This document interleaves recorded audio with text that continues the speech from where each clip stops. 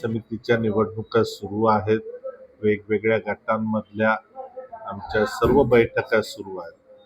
या असताना जो मळण पंचायत समिती गट आहे, कोंडकारू जिल्हा परिषद गट, या गटामधील वेळम गावातील जे शिवसेना उबाटाचे जे शाखा प्रमुख होते अमोल अशोक गुरव, या गावाचे जे कुंडी समाज संघटनेचे अध्यक्ष होते मंगेश घडशी आणि त्यांचे सर्व सहकारी प्रमोद निकम, नितेश गुरव आणि त्यांच्याबरोबर असणारे त्यांचे त्या भागातील सर्व सहकारी, या सर्वांनी माननीय नरेंद्रजी मोदी, माननीय देवेंच्या नेतृत्वावरती विश्वास ठेवून आणि या जिल्हा परिषद पंचायत समितीमध्ये महायुतीची सत्ता निर्माण करण्याकरता भारतीय जनता पार्टीमध्ये या सर्वांनी प्रवेश केला.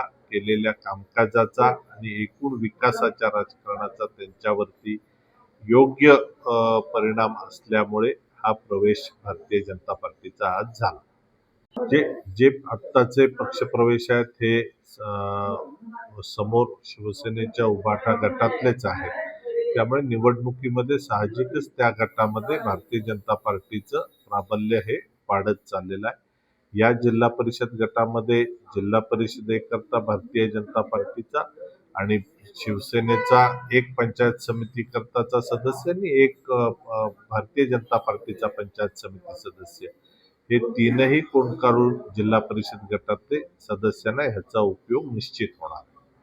भारतीय जनता पार्टीच्या तिकीट वाटपामध्ये मिळालेल्या जागा अनेक वेळेला संख्यात्मक दृष्ट्या जरी कोणाला कमी वाटत असल्या तरी भारतीय जनता पार्टी याच्यातला 100% रिझल्ट देईल आणि या सर्वच्या सर्व जागा भारतीय जनता पार्टीच्या निश्चित निवडून येतील.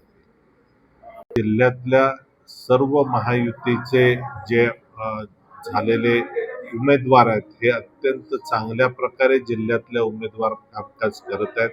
त्यामुळे रत्नागिरी जिल्हा परिषद आणि या जिल्ह्यातल्या 9 पंचायत समिती इथे महायुतीची सत्ता निश्चित स्थापन होणार.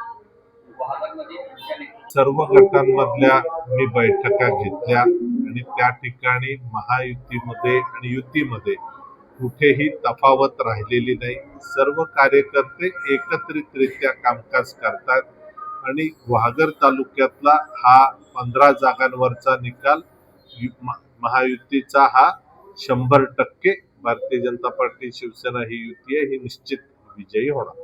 सध्या राजकीय ज्या महाराष्ट्र स्तरावरती काही विषय आहेत आणि त्यामुळे जे दिवसाची मर्यादा आहे याच्यावरती काही नव्यानं रिशेड्यूल्ड सुरू आहे. त्यातनं एक सभा या जिल्ह्यात होईल या पद्धतीचा प्रयत्न आमचा आहे. टाइम्स डिजिटलला लाईक करा, सबस्क्राईब करा, शेअर करा आणि बेल आयकॉन दाबायला विसरू नका. पाहत रहा टाइम्स डिजिटल.